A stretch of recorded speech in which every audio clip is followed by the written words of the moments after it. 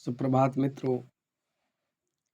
आज हम लोग झारखंड लोक सेवा आयोग जेपीएससी झारखंड राज्य विशेष भाग 1 का तीसरा अध्याय देखने जा रहे हैं, जो झारखंड का आंदोलन या झारखंड के विद्रोह के नाम से जाना जाता है। बताते चलूं कि झारखंड विद्रोह का आरंभ मुगल कालीन समय से ही प्रारंभ हुआ 1750 ईस्वी, जिसमें मुगल और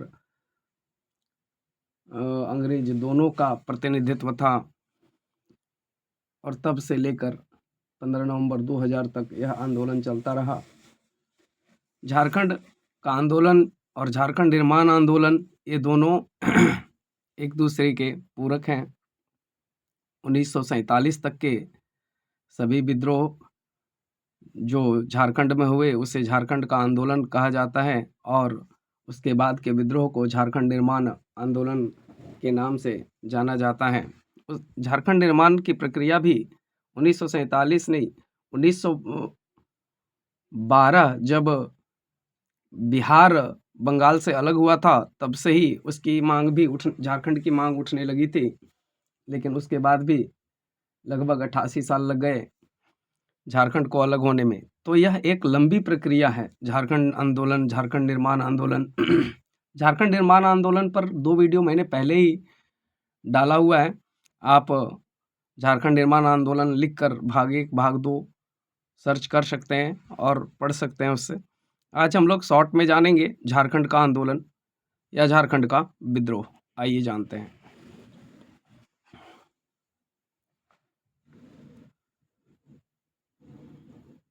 झारखंड का आंदोलन या विद्रोह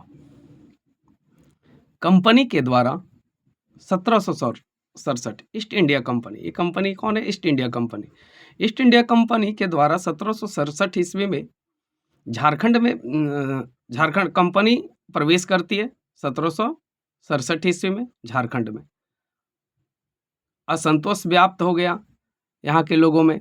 इस समय वहाँ जहाँ जनजातीय जीवन शैली में अनेक परिवर्तन देखने को मिले, तो वहीं प्राकृतिक अकालों और आपदाओं ने इनके सामने बड़े भीषण संकट पैदा कर दिए। इसके बावजूद स्थानीय जमींदार मुगल मराठों द्वारा जनजातियों का शोषण व दमन जारी रखने की प्रवृत्ति ने इन्हें विद्रोही बना दिया। अगर बात करें 1767 में ईस्ट इंडिया कंपनी का झारखंड में प्रवेश होता है, यहाँ के जनजातीय जीवन शैली पर उसका प्रभाव बहुत अधिक देखने को मिलता है। एक तरफ प्राकृतिक संपदा के कारण उनका जीवन शोषित हो रहा था, वहीं दूसरी ओर वहाँ के स्थानीय जमींदार जो थे, मुगल लोग थे, मराठे लोग थे, उनका विद्रोह जारी रखा, और जिसके कारण झारखंड में जनजातियों के अंदर क्रोध की भावना आई और वो नाराज होकर संघर्ष करना शुरू किया। इसके साथ ही जनजातियों को अपनी संस्कृति, अधिकारों एवं स्वतंत्रता में हस्तक्षेप पसंद नहीं आया। 17वीं शताब्दी के अंत तक जनजाति विद्रोह दिखाई देने लगी थी। 17वीं शताब्दी के अंत तक ये विद्रोह शुरू हो गया था 1790 के लगभग, 1780 के लगभग में, क्योंकि अंग्रेजों के आगमन से जनजातीय लोगों की पहचान व स्वतंत्रता खतरे में पड़ती दिखाई देने लगी थी। अंग्रेजों का व्यवहार जनजातियों के प्रति भेदभावपूर्ण था तथा ये एक वर्ग विशेष के हित में इनको शोषण का शिकार बनाते थे। अंग्रेजों के समय झारखंड क्षेत्र में कुल 13 विद्रोह हुए, जिनमें से कुछ प्रमुख विद्रोहों का उल्लेख किया गया है। इसमें बहुत ज़्यादा विद्रोह, सारे विद्रोहों का तो वर्णन नहीं है, लेकिन अन्य हमारे साथ जो वीडियो हैं, 2 वीडियो हैं, उसमें आपको ये 13 विद्रोह मिल जाएंगे। आज देखते हैं हम लोग तमाड़ विद्रोह। पहला विद्रोह जो है वह तमाड़ विद्रोह। तमाड़ विद्रोह क्या है? छोटा नागपुर क्षेत्र में अंग्रेजों द्वारा 1771 में अधिकार जमा लिया गया था। छोटा नागपुर क्षेत्र में अंग्रेज 1771 में पूरे छोटा नागपुर पर अधिकार जमा लिया गया। जमींदारों और राजाओं को अंग्रेजों का समर्थन प्राप्त हुआ। राजा और जमींदार को अंग्रेज लोग सपोर्ट कर दिया, जिससे यहाँ शोषण प्रारंभ हो गए। अब राजा और जमींदार दोनों की शक्ति बढ़ गई, क्योंकि अंग्रेज सरकार उसके साथ थी। वह दमनकारी नीतियाँ अपनाने लगे। तमाड़ विद्रोह का मुख्य कारण जमींदारों द्वारा किसानों की जमीनें हड़पना, कंपनी अधिकारियों, जमींदारों एवं गैर आदिवासियों जिसको दिक्कू कहते हैं द्वारा उनका शोषण किया जाना था। तमाड़ विद्रोह का शुरुआत ये दिक्कू गैर आदिवासी लोग, दिक्कू इसको एक और नाम से जाना जाता है, सदान सदान के नाम से जाना जाता है। गैर आदिवासी लोगों को दिक्कू के नाम से जाना जाता है। तो ये जो लोग थे वो उनका शोषण कर रहे थे, किनका? तो जनजाति लोगों का। उरांव जनजाति के लोगों ने इसके शोषण के खिलाफ विद्रोह की आग भड़का दी। किन लोगों ने? उरांव जनजाति के लोगों ने। 1789 में जनजाति लोगों ने अपने विद्रोह का परिचय दिया और जमींदारों पर टूट पड़े। ठाकुर भोलानाथ सिंह के नेतृत्व में तमाड़ विद्रोह प्रसिद्ध हुआ। इस विद्रोह से भयभीत होकर जमींदारों ने अंग्रेजों से सहायता की अपील की। अंग्रेजों ने इस विद्रोह को सफलतापूर्वक दबा दिया क्योंकि वह सशस्त्र थे, उनके पास सैन्य बल थी। 1809 ईस्वी में अंग्रेजों ने छोटा नागपुर में शांति की स्थापना के लिए पुलिस बल की व्यवस्था की। जब इनकी भूमि पर पुनः अधिकार जमाए जाने लगा तो यह विद्रोह और भी व्यापक हो गया। मतलब तमाड़ विद्रोह और भी भयानक हो गया जब यहाँ पर पुलिस के द्वारा बल व्यवस्था कर उनके भूमि पर को कब्जाने लगे। तब आगे बढ़ते हैं। तिलका आंदोलन। तिलका आंदोलन क्या है भाई? 1783 से 1785 तक चला यह विद्रोह या आंदोलन। तिलका मांझी के नेतृत्व में 1783 ईस्वी में 1783 ईस्वी में विद्रोह की शुरुआत हुई।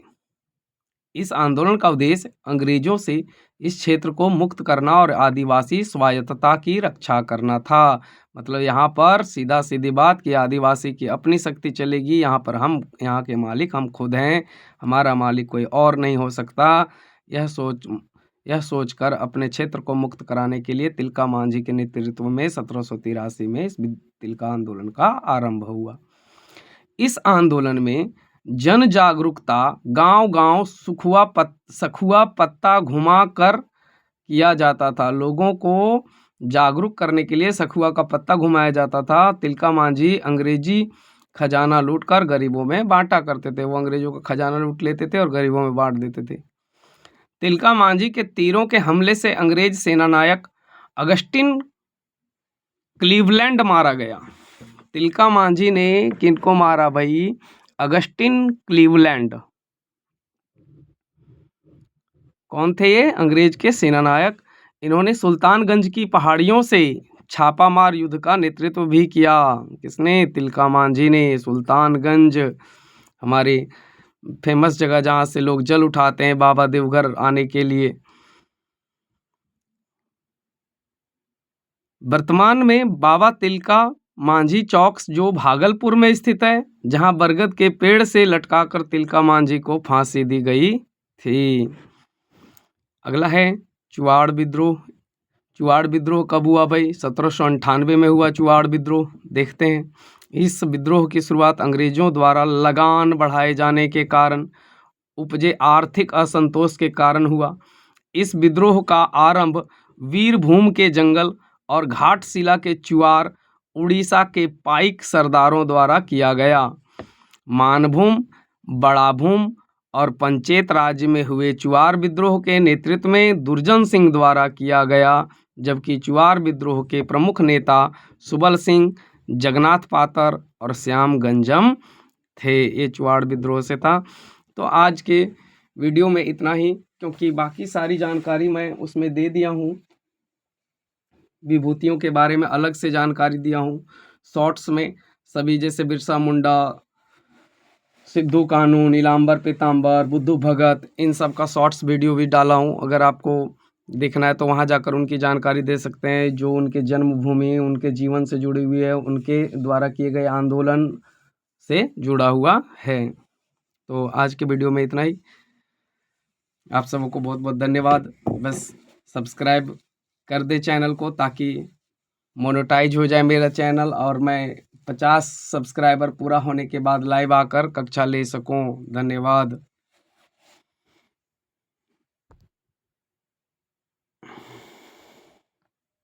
आपका दिन शुभ हो। महाशिवरात्रि की सबको हार्दिक शुभकामनाएं। हर हर महादेव।